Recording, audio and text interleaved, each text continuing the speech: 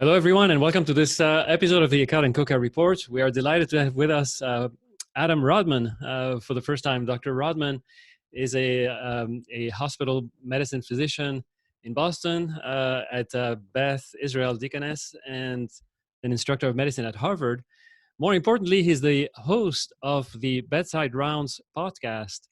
And if you're a physician and you don't listen to the Bedside Rounds podcast, I don't know what to tell you. I think your license should be revoked.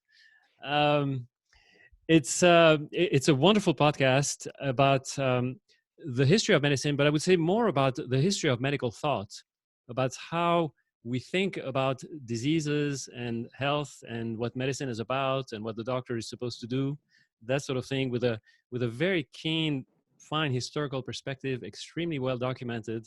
It's a wonderful show. And so I thought, who's better to get on the show than Adam to talk about our historical event of this COVID pandemic. Adam, welcome to the show.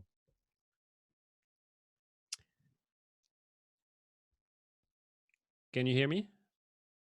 Uh-oh. Thank you so much. And I'm toasting you with a whiskey that I made, pandemic of a respiratory illness. Oh, am I losing? Oh no! Yeah, I think your internet connection may not be super there? good. You froze for a while, but you're back on now. Are you on Wi-Fi? Now you're fine. You're fine now. For some reason, we froze. No, I'm plugged into the wall. I have no idea what's going on. I don't know, but the fact that you're recording locally, I think we're fine. So okay, I'll start again. I say, welcome to the show, Adam. Yes, and I was going to say I'm really excited to be here. I think, Michael, you and I in particular, I always enjoy interacting with on Twitter because I think you and I think about disease very similarly, even if we come at it from a slightly different perspective, I'll say. Yeah, it's great. I think of you as an intellectual ally, or at least a fellow traveler. So yeah, I think you used the word irreducible complexity when we were talking about like the whole nosological challenge when talking about diagnosis, and I thought that was really fascinating to hear you say that. I was curious, what did you mean by irreducible complexity when talking about the human organism? I don't like the term irreducible complexity, actually. I think, I'm not sure what term that I used. I know I used irreducible something, but well, your point was well taken. It was that we weren't machines, and you can't. We're not machines, a broken part. Correct. So there's a bias in medicine to use tools that are designed for mechanical processes, industrial processes, in particular sensitivity, specificity of diagnostic tests. That we think we understand these concepts, and it makes sort of an intuitive sense. You get a test 80% of the time. It's if it's positive, it's a true positive, that sort of thing. Yeah. But there's more to the story than that, and it's not quite as simple as it seems. And people today are maybe learning that lesson through this pandemic. Yeah, I think that's what's. Oh well. I get distracted really easily. I apologize. So I was going to say I am cheersing you guys with a whiskey because this is the traditional Western method for treating pandemic flu, which in any period other than this period, we would have called this a flu. So I thought that I'd treat myself as a prophylaxis. I wish I had known because yes, it's prophylaxis or it's therapeutic. It was both prophylactic and therapeutic. I mean, most of the, there's a lot of documentation of the Russian flu, which was in 1889, 1890, and people were using best treated with vodka or? Well, in Boston, actually whiskey. That might just be an American thing. Okay, very good. So let's talk about this flu. And since we started talking about sensitivity and specificity and so forth, people are questioning nowadays these COVID death numbers. Are people dying of COVID? Are they dying with COVID? And then I thought, because we talk about the flu comparisons. I mean, how did people die? Did we know that people had the flu back in the in 1917? They didn't have antibody tests that I know of. I mean, were people dying of the flu or with the flu? They didn't. Yeah, they didn't even know what influenza was. I mean, influenza is sort of one of these traditional categories of disease that, I mean, by the time that 1918 rolls around, and even 1889, everyone understands that it's an infectious disease. So they thought, just like we are now, well, we need to develop a test to figure out what the disease was. Now, when people died, they would do autopsies, and they would find essentially what we would call ARDS today, right? Their lungs were full of inflammation, but this whole idea was they wanted to develop a diagnostic test to figure out whether people had influenza or not. And this is where things get really interesting. So viruses, whenever you read old literature, we have to be really careful of our nosological definition. A virus today means something very specific. Virus actually has been used since like the 1600s. So people read the word virus and they're like, oh my God, how do they know? Well, virus just meant a toxin.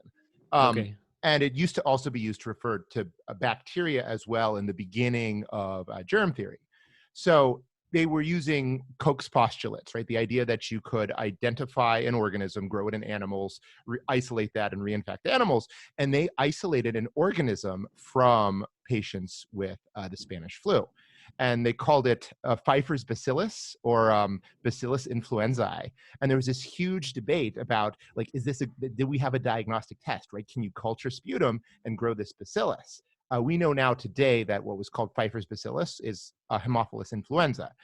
It used to be a common cause of pneumonia and likely was just an opportunistic organism in people who had this debate. But there was this whole idea that, they had all of these tests, these cases who were the sickest people. They got this, they did a culture, which was the gold standard for a test at the time. And their gold standard led them down, interestingly, the gold standard led them down some really bad routes, but it also led them down some really helpful routes. Actually, that's what led them to develop convalescent plasma because they thought they were developing antibodies to the Pfeiffer's bacillus.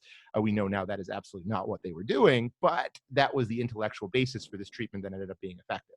Okay, so this is great, but tell me again, what was the gold standard? Was what? Oh, autopsy. Autopsy. When people Okay, die. so autopsy was the gold standard.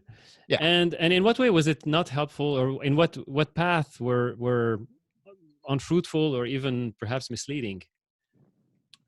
Well, autopsy, I mean, we're all practicing physicians. Autopsy is a shit standard for patients who are sick in front of you, right? It's good retrospectively. I mean, okay. I have had times when I would find it helpful, but autopsy, I mean, this is the peril of the gold standard, right? You theoretically could use a pathophysiologic diagnosis to confirm your tests. And that's what they were attempting to do, right? They would take autopsy specimens and culture Pfeiffer's bacillus, and they'd say, oh, look. And then they tried to use that standard on patients who were still living.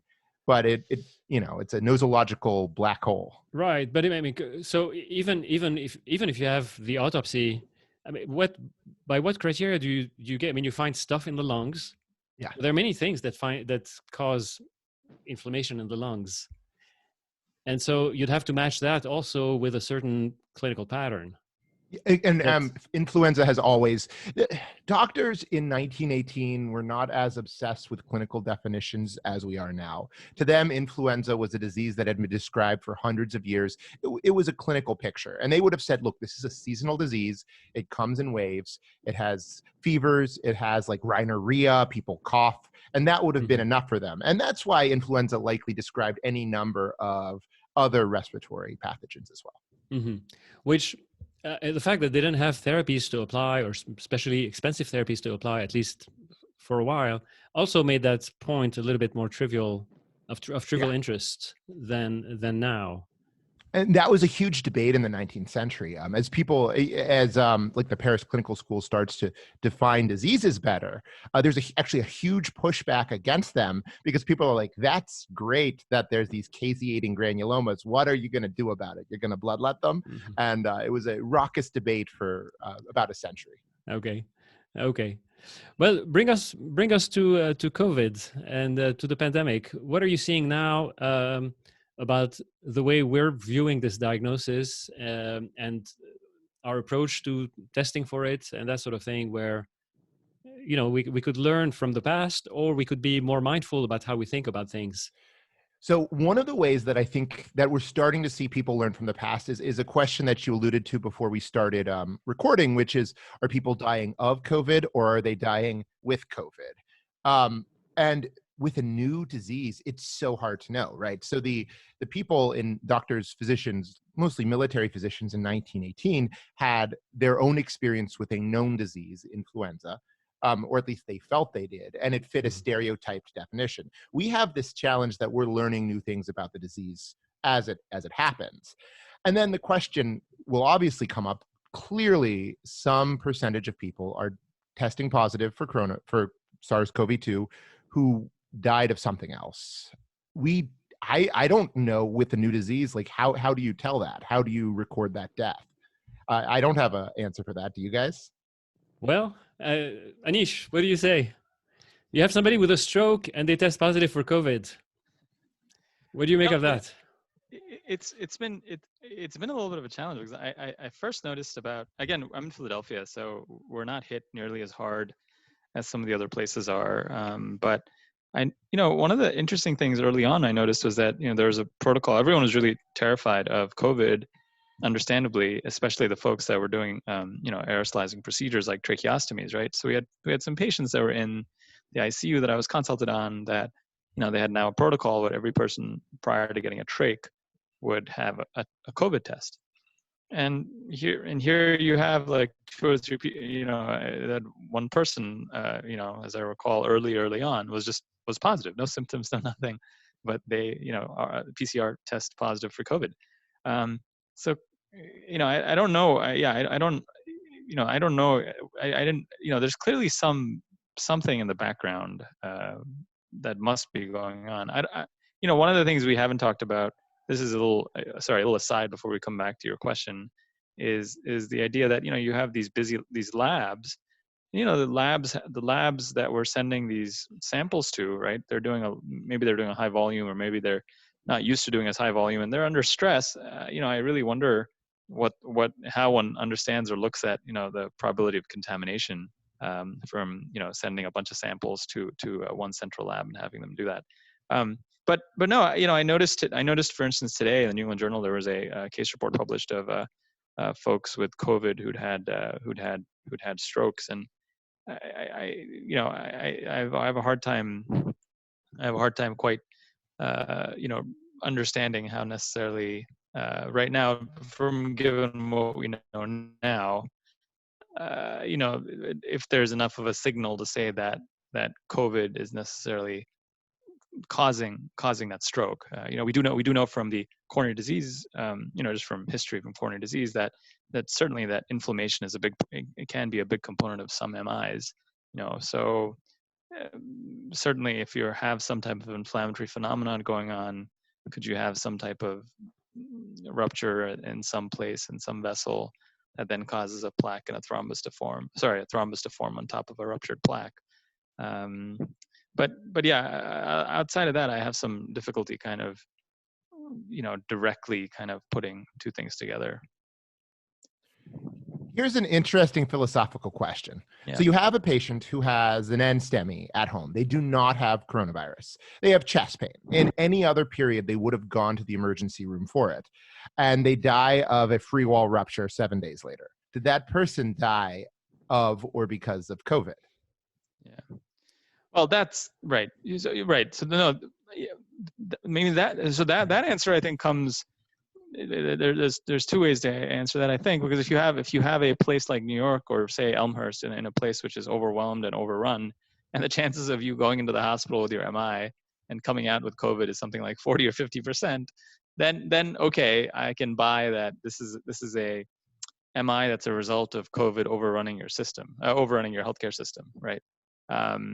Though it's one of those degrees of separation. But I really think we have to think, and I got into a little argument with some people. You really have to think about in large swaths of the country where you have really minimal amounts of disease, like say New Mexico or say the middle of Pennsylvania, Hershey, Pennsylvania, for instance, right? And here, people being terrified to go in, even though the hospitals are empty, the ERs are empty. ERs are putting out ads saying, "Please come to the hospital." These folks, when they have an MI and they die at home, I don't know. I mean, that's yes, I know it's COVID related, but that's more, I think, more us than it is COVID. Right. But to the more direct correlation, Adam. So, and I think initially we're making that point that we know in the cardiac literature that some respiratory infections, the flu in particular, is associated with higher rates of cardiac events. But we don't go when people have. I mean, I thought that was what you were alluding to, Adam. When people come in with the heart attacks, we don't go out of our way to test them for the flu or to see if it was the flu that triggered the heart attack or some kind of respiratory infection, right? And if we routinely tested people who came in with heart attacks, we might find some pathogens. We might find that a certain. And so, what would we put as the cause of death? Under normal situations, we would never put the respiratory infection. We narrowly define influenza as a respiratory infection. And now, because COVID is so new, we're very broadly defining Correct, right. But so I think the point that I was getting at, and this is what makes, when we were talking about nosology, one of the things that makes, I mean, I hate to say that I'm fascinated living through a pandemic because there's obviously very real suffering going on. But one of the interesting things is that COVID as a nosological category is bigger than just the pathophysiologic effect of the virus. For example, let's even, this is why pandemics are it's a social disease. Mm-hmm. So, I mean, I think I'm not an economist, I'm not a policy person, but I think everyone can agree that there's probably going to be a recession. And we know that in a recession, rates of suicide, rates of substance use, they go up, and there's morbidity and mortality associated with that. And would that be like, is this all a manifestation of this disease? Is it a social disease? Is there a spectrum that goes beyond the pathophysiologic impacts of a single virus? Right. No, that's a very good point. But I think in general, you could extend that to any kind of disease, because everything is always, it's all connected, right? I mean, there's no one cause. I mean, defining diseases and putting on a piece of paper on a death certificate, the cause of death is X, is kind of artificial. Or billing data, for that matter, which is why I roll my eyes at every billing data. If they saw how I bill, I just know how I bill in that shit. Correct, yeah. So this whole idea that the cause of death that is put on a death certificate, whether it's from an autopsy or an antibody test or whatever gold standard there might be, at the end of the day, there's a lot of gray, it's a gray zone. It's a matter of judgment. Yes. It may be that most doctors will act the same way under the same, given the same circumstances of the patient, will describe it in the same way. But nevertheless, there's clearly a good dose of judgment, of habit, of social habits, of cultural habits about how we label these things. And that can make a huge difference in how the statistics, pan out and how we act on those statistics with our political and with our policies. And what we're going to have, and this is frustrating because it's naturally retrospective. What we're going to have to do to look at is to look at excess mortality, right? This is how we've tracked epidemics in the past. It's not helpful when you're going through it in real time, but ultimately you need to track, like, mortality is real. Well, I don't need to do air quotes for that. Mortality is something that we can all hang our hats on, and it's not very satisfying, but this is nosology pushing up against the needs of society, and we're finding it wanting. At least I'm finding it wanting. Right.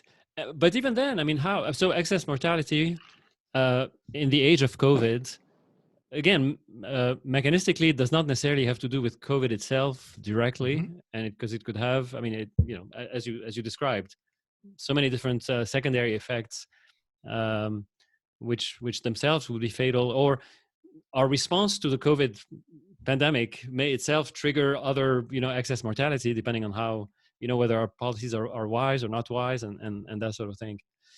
So it's really it's messy.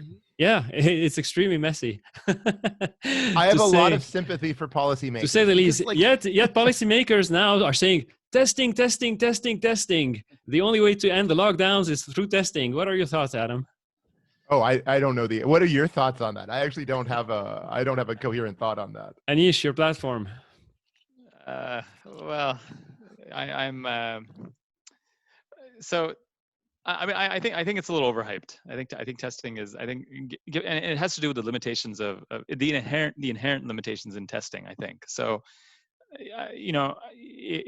When you're dealing with PCR, you have a very specific test, which is great. You rules it in, but of course, there's this issue of contamination that I haven't really seen addressed it all. Well, let's assume that it's really minor, so that if you have a PCR test that's positive, you have it.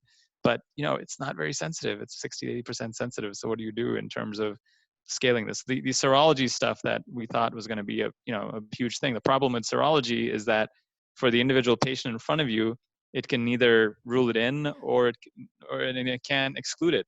If you want to expand, if you're talking about testing and scale, and that means scaling it to the entire population, then you're talking about, because I guess we've been successful, a relatively low prevalence of COVID that's out there. You look at the Ioannidis, the Stanford group, or the USC-LA group, whatever. It's 4%. Even in New York City, right, where they did their surveillance testing, in New York City, which is epicenter in the U.S., it's 20%.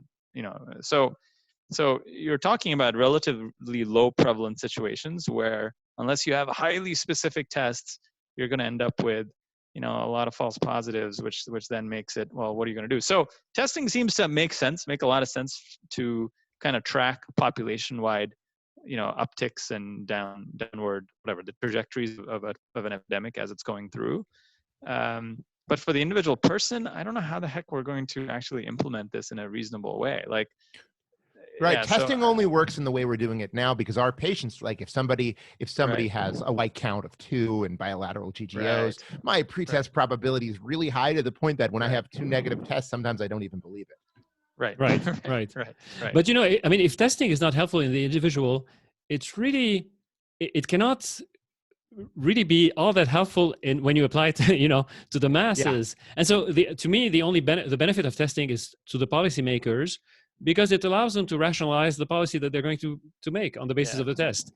Right. Even if the testing has no little bearing with the reality of what's going on. I mean, right? So you could argue that on a population level, if you're seeing an outbreak in a certain place, you can maybe try to lock that area down more or whatnot. So there's some argument to make that testing is surveillance testing, or not surveillance. That's the wrong way of putting it. That having enough testing to be able to test people that clinicians think should be tested, right? That should happen. There shouldn't be and that was a rate limiting step for a while, right? For a while, we didn't have the ability to test whoever it is we thought needed to be tested. Mm-hmm. That shouldn't happen going forward, because if you do see if, for instance, in a nursing home, if you see an outbreak happening, right?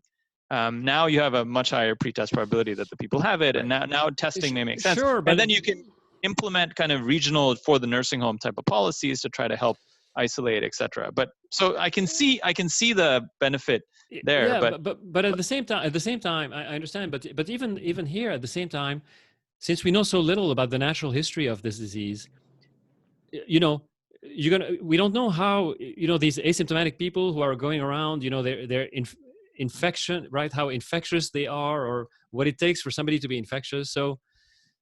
Yeah, but we don't have the sensitivity. So you miss. So I'm saying so you miss those people. You miss those. So that's why for the individual patient it doesn't matter. But if you have an island of 1,000 people, right, and you have a bunch of them that are, you'll be able to track in that island of 1,000 people whether you're having an epidemic take off or not. Right. You know what I'm saying? But yeah. So just that. But the way they're talking about using it is, I don't know how any of that is going to work. Yeah, it's a dismal conclusion, right? That contact tracing cannot truly work because our test is, because of the fundamental test characteristics of the PCR. Very sensitive, but not. It's very specific, but not very sensitive. Right. Yeah. So it seems very hard to make it work. And the contact tracing stuff, not even getting to that. Like, how the heck? In a major metro area like New York City, you're saying if somebody ends up testing positive, and suppose we convince 60% of the population to have the freaking app on their phone that's, Bluetooth talking to each other. If you get that to happen, then over a 2-day, 48-hour period prior to them testing positive, a New Yorker must come in contact with hundreds of people. How the heck are you going to go about figuring out how to isolate and who to isolate and stuff? It makes, I really think this is another, there's an NPR story where Scott Gottlieb and Andy Slavitt asked for, I think this is the right story, or maybe they signed on to some letter, but basically they're asking Congress for $46 billion to stand up a contact tracing, testing type of infrastructure. And I just think that's like there's a lot of unemployment to deal with. Yeah, it's basically another stimulus package for which will end up in some Indian outsourced outsourced programmers, like the EMR was, right? The EMR was 44 billion. This is 46 billion. It's like, great, this is our way out of it. It's a rather dismal conclusion in the end, isn't it? Right. I think our fantasies about what a disease is and how we define disease has gotten us very hopeful about interventions, right? Because of profound philosophical questions and how we define disease might not work that well. Right. Well, before we move to maybe therapeutics, anything else to say about diagnostics here, Adam? No, I've got nothing else. But Okay. It's very interesting. All right. Well, now we have therapeutic challenges as well, of course. Compounding the diagnostic challenges because they're interconnected, obviously. What are your thoughts on what's going on with people wanting to try this or try that, or how do we decide that something works or it doesn't work, or? So again, I'm actually really interested. My thoughts are nuanced and relatively complex. So I'm curious. I'm going to guess neither of you have a Manichean view of therapeutics and when you should try things. No, we have strong views. I don't know if they're Manichean or not, or they to our opponents they seem like black and white. But so do you want to start talking about hydroxychloroquine, because this is one of the most fascinating bugaboos that I have. Go ahead. No. I want to hear what you have to say. Well, let me ask you this first. Where did this hope that hydroxychloroquine works so well in viral respiratory infections come from? So it came on my radar screen. My brother sent me a video to the French guy, by the French guy. That was, mid-March or something like that. And I listened to him. So I speak French. So he was giving it was a talk that he was giving to his students or medical students in Marseille.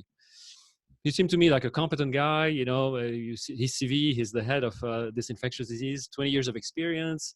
He's worked with hydroxychloroquine. So there's accumulated data over the last decades and whatnot. I thought, hey, why not? I mean, that sounds completely plausible.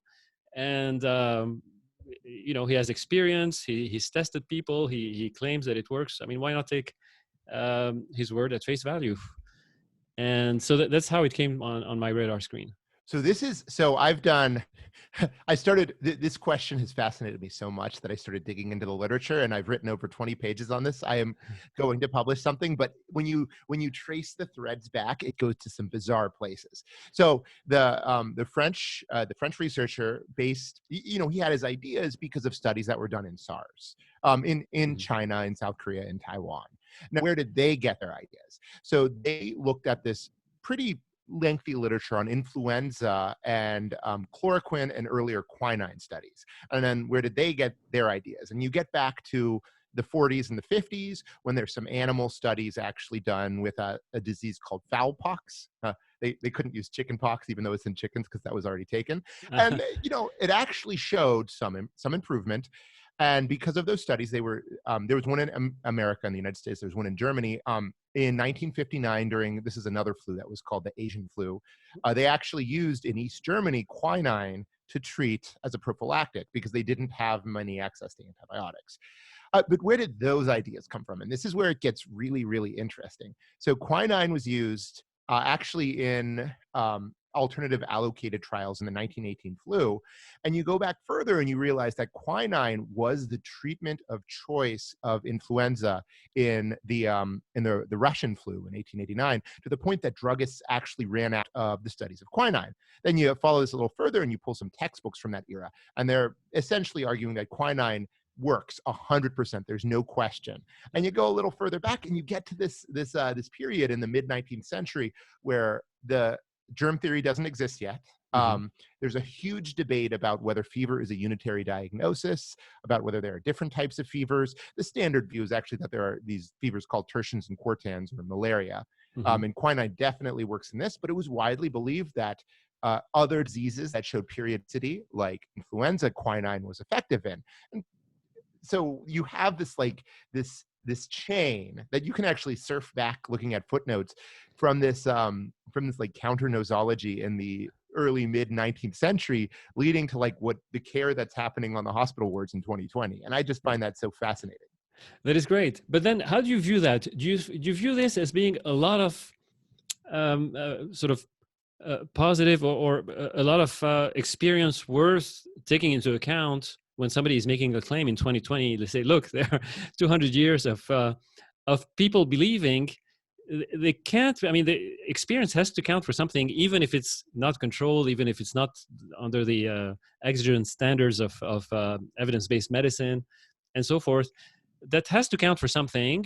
Or do you say, listen, they were fooling themselves, they were treating malaria, they were lumping all these things together, maybe it worked for malaria, and then their biases kept them perpetuating this myth. And so how do you view that? Because then you say, okay, well, let's run a clinical trial. You have a clinical trial and it shows, let's say it's negative. And then people will say, okay, it's negative because you didn't, it was too late or it's too early, or it was, the people were too old or they were too young. Or there's always some additional objection that you can introduce even after you have the clinical trial. So what are your thoughts on that? I'll tell you what I do in practice, right? So this is why I love this topic, because all of the clinicians having this, we're taking care of patients with COVID. So we're putting our chips on the table. Mm-hmm. And my practice, I'm actually skeptical as to whether hydroxychloroquine works. And I don't give it in mild cases of the disease. But when people worsen, I actually do give Plaquenil, hydroxychloroquine, because there is this long, I mean, to me, the fact that it traces back to this nosological debate about unitary fevers is fascinating to me. It also makes me a little skeptical as to its utility, just because it comes from a fundamentally different understanding of disease categories than we have today. But when people start to get sick, like I'm pretty familiar using hydroxychloroquine, patients are hospitalized. The side effect profile is not terrible. So I have prescribed it when people start to worsen. Okay. And look like they're heading in the wrong direction. How about, would you gentle bloodletting? Would you do that? I mean, we do that every day. My residents, when they order daily labs, do 19th century bloodletting every day.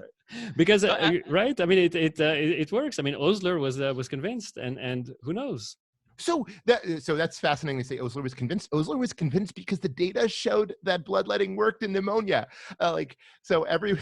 This is why I love going back and looking at the original literature. So if you look at Pierre Louis and his famous study that showed that bloodletting didn't work, well, he actually concluded that bloodletting was only helpful in the worst of pneumonias, which is why Osler was saying that, and there was that widespread belief in bloodletting in pneumonia. Okay. Anish?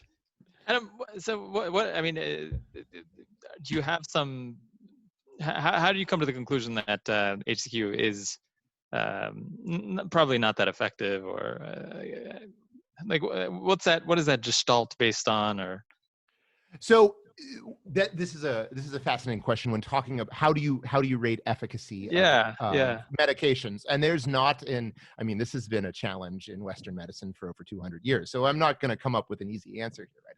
It's complicated. My gestalt comes from its history, right? So it was not, so first of all, I'll say that bioplausibility is not, we all know that bioplausibility does not mean that something works. There is no bioplausibility in hydroxychloroquine. And for me, from a historical perspective, the fact that it is one of these medications that comes from like a kind of misunderstanding of where fever comes from makes it less likely. That being said, if the patient is doing poorly, I'm at the end of the day a pragmatist. Right. So, and it's interesting because you could say, well, if you're giving, you could argue that, okay, granted the uncertainties or the lack of strong bioplausibility, the fact that you're giving it when they get worse, I mean, shouldn't you give it even earlier? I mean, because you have more to gain in a way, perhaps. What do you think of the famotidine study going on at NYU right now? Because I think that's another, that's going in the direction you're going. Okay, go. I only read a blurb about it. So tell the audience a little bit more. Can you give some background to the audience? Oh, yeah. So they noticed, looking at a database, that patients who were on famotidine as compared to PPIs were having better outcomes. So they decided, there's a signal here. Let's actually conduct a trial in giving famotidine to treat COVID-19. Right. So there's no biologically plausible reason, but they're like, hey, it works. Your first year EBM student will scream, sort of confounder, or these were the the sicker patients get the PPI or get the omeprazole, and the less sick patients get the famotidine, right? I mean, that would be the first reaction. That's honestly, that probably is the reason. But should we, like, the question comes up, we are dealing with a novel pandemic especially this is in New York City, where the hospital's system is close to stretching. Should they try it? Should they study it? Yeah. I'm certainly happy with them trying it or studying it, or even whether it's controlled or uncontrolled. I have no problem with people experimenting. I mean, we need, at the end of the day, I'm a strong believer in the power of experience. And to me, even clinical trials are essentially shared experience. It's you pool a lot of experience, you do it at the same time very rapidly. I don't really care about the statistical analysis. You get the information from experience. It's all experience. So yes, by all means. Would I do it myself?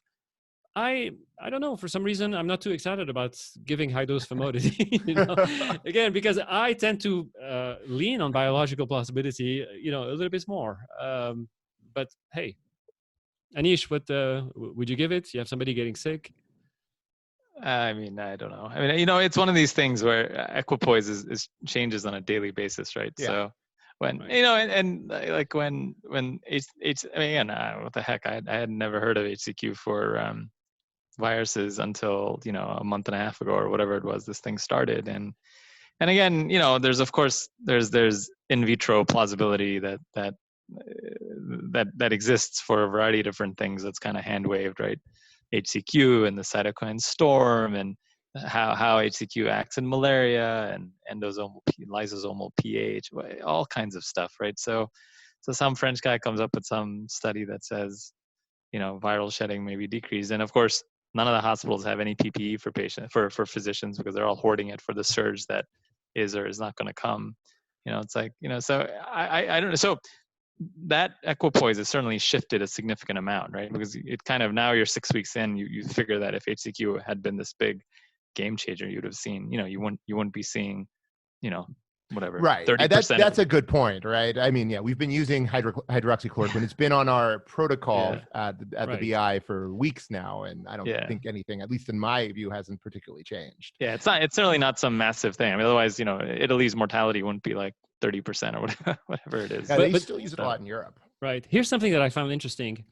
On the hydroxychloroquine hypothesis, the EBM purists were very strongly opposed to letting doctors use it without clinical trials and whatnot. They seem to give a lot more leeway, maybe not a lot, but more leeway to people who want to change ventilator protocols, right?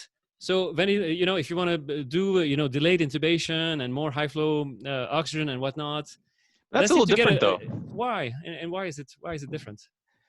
The feedback that you get from it is, from changing ventilator settings in terms of gas exchange and dysynchrony and actual, numbers, watching the CO2 go up or O2 go down, so whereas like you're a little bit lost when you're giving somebody HCQ, if the virus was fluorescent and you could see it through the body and you could see somebody get less fluorescent as you gave them HCQ, right. it maybe so that's a good point. When somebody has ARDS, they have a fairly predictable clinical path. One of the frustrating things about taking care of patients with COVID-19 is how unpredictable their clinical course is. Much more unpredictable than influenza, as we were talking about, unfortunately. Right. Uh-huh. Oh, Adam, I meant to ask you. You've been, how long have you been a hospitalist now for? You're seasoned. 5 years. Oh, 5 years. Okay, so yeah, not that long. I spent a year in Botswana. I don't know if that counts. Okay. I was going to ask. There's this interesting thing about, in terms of your impressions of, you've been through 5 or so flu seasons and more with training and stuff, but your impressions of flu and how lethal it is compared to COVID and how lethal it is. Yeah, I mean, just based on my personal experience, COVID is much, much worse. I mean, Boston is being hit pretty bad. I've never had a flu season where 18 of the 18 patients on my service had flu. Right. Yeah. No, I think that's pretty clear. There was Go ahead. There Andy. was an article today by Jeremy Faust, one of the ER guys at somewhere up in Boston. He's right down the street. Actually, Okay. Jeremy's at Brigham, so right down the street. So he was saying that, he was like, why? I don't, he actually posited today based on calling up a bunch of buddies and talking to him. He's like, you hear about 60,000 flu deaths a year, but I can't think of a single person who I've treated who's died of the flu. So he called up a bunch of people and was like, maybe the whole flu death thing is actually overblown, because we're not as careful in attributing deaths to flu as we have been to COVID, right?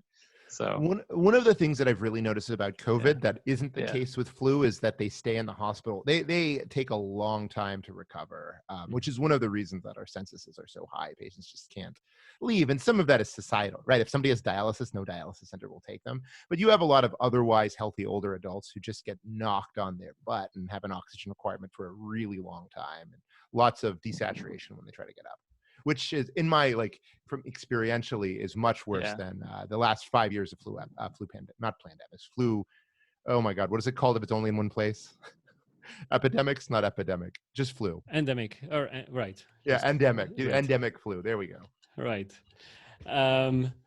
Yeah, it's interesting that there are still some people who question.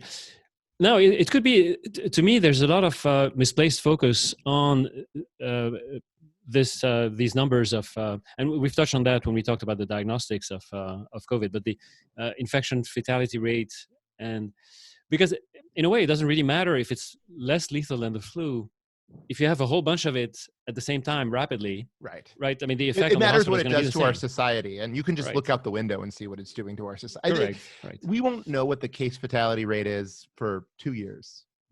Right. And it doesn't matter, like, for us taking care of patients. I don't think we'll ever know. Yeah, but It's unknowable. it's one of those fluid concepts that we think we can put our finger on it, but at the same time it's changed by so many other variables that it's not a fixed number, like it's not a mechanical index. Well, and as we alluded to earlier, just coming up with a case definition can be very difficult, Right. which makes, if you can't come up with a case definition, how can you develop a case fatality rate? Right. Great. A lot of uncertainty. Do you find your practice being enriched by this? I mean, you alluded as much. I mean, you said so just a little bit earlier.